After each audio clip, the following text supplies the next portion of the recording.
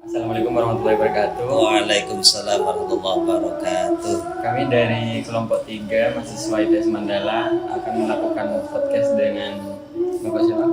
Saya Bapak Alvan Rosyidi selaku karyawan di BMTUGT Nusantara Capem Jember Kota.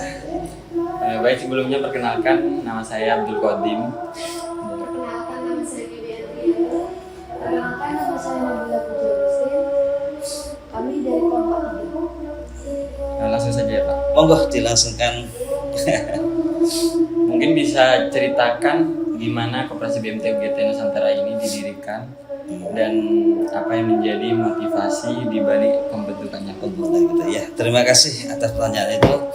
Jadi cerita awal kenapa kok didirikan BMTUGT Nusantara ini berawal dari setahu saya soalnya saya ini termasuk bukan dari golongan orang yang awal-awal. Jadi setahu saya ya cerita dari mulut ke mulut itu BMTUGT Nusantara didirikan awalnya dari keprihatinan seorang kiai.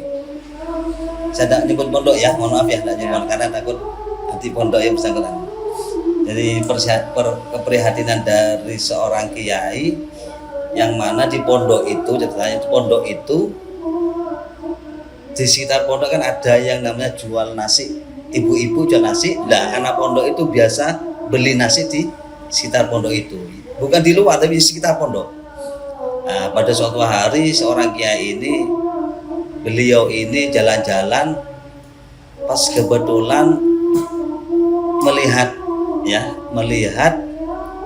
ibu-ibu yang jualan nasi ini didatangi oleh, didatangi oleh mereka dari yang biasanya rentenir gitu, bang apa yang misalnya bang sepeda gitu ya itu ya bang apa kalau kata orang sini katanya bang detail katanya itu apa ya, mohon maaf ya itu. Sehingga kayak itu kok modal dari usaha warung nasi itu dari itu, sedangkan anak santri makanya belinya di situ. Sehingga prihatin, loh kapan dapat ilmu manfaat, ilmu barokah yang dimakan perkara haram. Kenapa? Karena modalnya mau beli nasi, beli ikannya kan modal ibu dari bang itu kan ya menurut syariah kan konvensional kan, bang ribawi kan gitu kan ya. Dan kemudian itu sehingga dikumpulkanlah semuanya para dewan guru untuk memodali ibu-ibu dengan sistem syariah awalnya di sana. Sehingga dibukalah namanya BMT di lingkup kabupaten itu, di kabupaten pondok itu. Karena berkembang karena izinnya di kabupaten kan berkembang, buka di luar kota, izinnya di provinsi. Berkembang alhamdulillah sekarang ya termasuk ya BMTUGT ini sudah perizinannya sudah tingkat kementerian sudah. Awalnya kita izinnya itu tingkat provinsi. Karena berkembang alhamdulillah kantor kita berkembang ya seperti inilah. Perizinan kita sudah perizinan ke kementerian. Jadi awal berdirinya itu ya keprihatinan.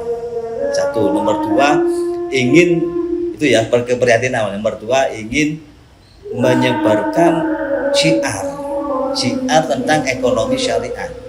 Karena di masyarakat masih belum paham sih apa sih ekonomi syariah secara utuh gitu. Tahunya aku syariah saya pinjam yang baliknya seono itu lah gitu ya. Saya nabung sementing uang saya ambil ada gitu kan, itu kan syariah kan. Masyarakat kan sekarang kan gitu kan. Saya pinjam, misalnya pinjam uang ke ya lembaga keuangan syariah, tapi kok masih ada embel-embelnya gitu deh. Ya kan? Ya. Kok masih ada kok syariah. Nah, dakwah masyarakat dari kita ingin kepada masyarakat ingin mensyiarkan tentang ekonomi syariah seperti itu. Begini loh ekonomi syariah. Gitu. Begini loh ekonomi syariah. Nomor 3 ya ingin memberantas rentenir yang biasa yang keliling di dalam pasar. Karena segmen kita awalnya itu segmen kita masyarakat menengah ke bawah. Segmen awal dulu. Segmen awal kita yang kita tuju itu masyarakat yang menengah ke bawah. Karena apa? Karena yang jadi sasaran mereka bang rentenir orang menengah ke ke bawah. Nah, kita ingin memberantas seperti itu. Ya alhamdulillah sampai detik ini ya namanya perjuangan Pak ya. Namanya perjuangan ya. Ya masih ada lah, sampai detik masih ada. Kita masih belum bisa untuk memberantas. Tapi kita sudah perhatikan, sudah kita sedikit sumbangsih kita untuk menerapkan atau mensyiarkan tentang ekonomi syariat biar masyarakat tahu. Ya, biar masyarakat tahu. Karena ya maaf, karena selama ini masyarakat itu ya jarang sekali yang tentang mempelajari tentang muamalah. Kalau di kitab itu namanya bab muamalah, jarang orang. Apalagi membalik. Iya kan? Jarang. Apakah pernah sampai mendengarkan seorang membalik menjelaskan tentang bab mudharabah? Pernah? Bab salam, enggak kan? Lah seorang membalik kan?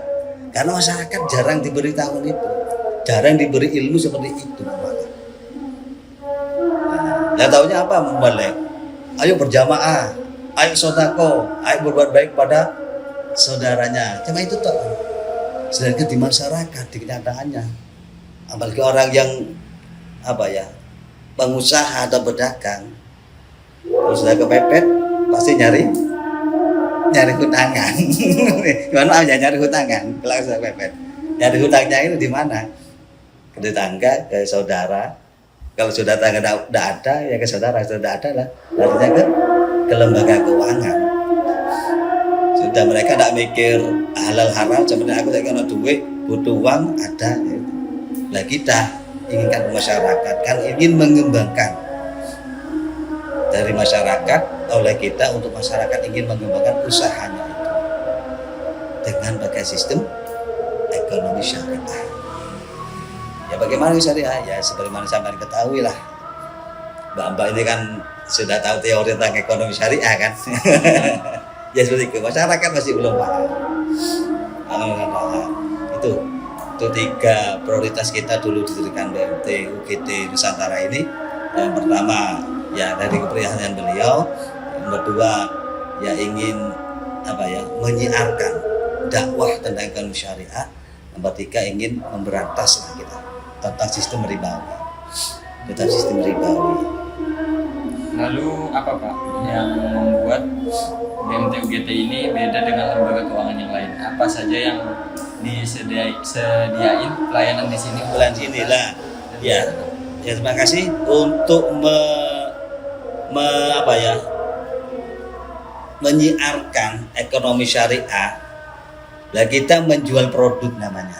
Menjual produk bukan jual barang loh ya, tapi menjual produk atau menjual jasa yang biasanya dibutuhkan oleh masyarakat dalam segi keuangan. Dalam segi keuangan yang mana dalam sistemnya itu bersistem syariah. Ya. Bagi mereka yang banyak uangnya, yang bukan beruang hewan tapi nah, daripada uangnya disimpan di laci, di bawah bantal, di bawah kasur, kan resiko kan? Iya kan resiko kan? Apalagi mohon maaf kalau bagi mereka yang percaya kepada tahayul, yang namanya tuyul kan ada. mohon maaf ya. Kan ya kan ke orang desa kan gitu yang percaya kepada tahayul. Hilang uang saya, ambil tuyul ya. Resikonya daripada taruh di sana Pak, lebih baik kita mengadakan namanya produk simpanan. Ya, satu simpanan, produk kita simpanan. Nah, untuk memfasilitasi masyarakat biar uangnya itu aman, biar tidak hilang. Dan nanti insya Allah dari uang itu akan berkembang nanti. Dari simpanan akan berkembang. Yang awalnya seumpama 1 bulan akan lebih banyak. Kenapa? Karena setiap bulan akan mendapatkan bagi hasil. Ya, dari tabungan ini kita akan insya Allah akan dapat bagi hasil. Itu satu produk pertama Pak, simpanan kita. Karena ya kebutuhan masyarakat gitu Pak, Mas. Karena kalau sudah nyimpan uang, apalagi pas uang real dipegang, loh ini biasanya masyarakat ini banyak kemauan. Iya Banda, kenyataan Bang enggak? Sampailah megang uang 100.000. Jalan-jalan, aduh mana tahu gocek, kamu tahu gocek deh. Apa tergoda banget sampean? Tergoda itu gesek aku.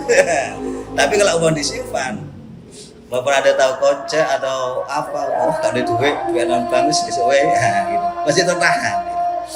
nanti kebutuhan lain lah. Di simpanan pertama kita, produk kita pertama ada simpanan. Nomor 2 adalah pembiayaan. Jadi kita menjual produk yang namanya pembiayaan. Jadi bagi mereka yang punya usaha atau kebutuhan untuk dana apa saja, kita akan bisa melayani. Untuk usaha, dagang, untuk membesarkan usaha dagangnya monggo. Atau untuk masa-masa sekarang kan, masa bulan besar, kata orang Jawa kan, bulan raja saya kan ya. Kata orang Madura bulan raja. Lah kan banyak musim-musim apa biasanya?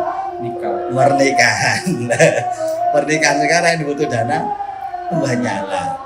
Nah, kita bisa melayani mereka untuk dana untuk pernikahan. Bisa Pak.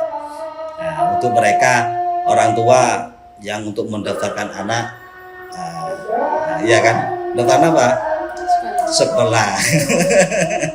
Butuh dana apa enggak? Betul. Kebutuhan masyarakat kita layani. Paham ya? Apa saja. Ya, saya enggak butuh uang, Pak. Tapi butuh barang saya, Pak. Bisa kami. Butuh apa? Sepeda motor, Pak. Nah, contohnya untuk mengantarkan anak saya atau memperluas jaringan kerja saya dengan bawa barang saya keliling. Nah, bisa. Bukan hanya melayani dari segi keuangan, tapi kita juga bisa melayani dari segi barang. Dan nomor 3, produk 3 adalah jasa. Jasa itu apa ya? Untuk mengirim, untuk pembayaran listrik, BDM, BPOB, dan lain-lainnya, kita juga bisa menerima. Jadi sampeyan kalau sudah punya rekening pada kita, sampai buat aplikasi. Kita punya aplikasi namanya di mobil UGT namanya. Di aplikasi di Apple Store itu sampai download, dan saya punya rekening sampai download. Nah, di sana ada nanti produk-produk kita, jasa-jasa kita untuk bayar beli pulsa bisa, tidak usah keluar rumah sampean, tinggal ngaku sudah. Ya tapi otomatis rekeningnya kurang. Duh, token listrik saya habis, tinggal sedikit, mau beli token lah. Nah, kalau mau beli token kan masyarakat masih keluar kan? Kita tidak usah, Pak. Ada di aplikasi kita, UGT. Isi daftar saja. Ada. Mau beli berapa? Langsung habis. Tidak usah kemana-mana, cukup dengan sentuhan jari. Ya dengan catatan ada saldo, tapi kembali lagi tetap ada saldo. Mau beli pulsa, mau beli token listrik, tapi saldonya ada, ya tetap tidak bisa. Maupun apa tidak bisa. Itu produk kita untuk yang kebutuhan masyarakat yang ketiga itu. Simpanan, pembiayaan, jadi penyaluran untuk dana modal, nomor 3 adalah jasa. Itu. Nah, dari semua produk 3 itu harus berpegangan pada sistem syariah. Itu syariah. Contohnya seperti simpanan. Pada simpanan ya kita akad secara akad mudharabah atau wadiah yaitu domana. Jadi setiap orang mau nabung, membuka rekening, dalam rekening kita akad.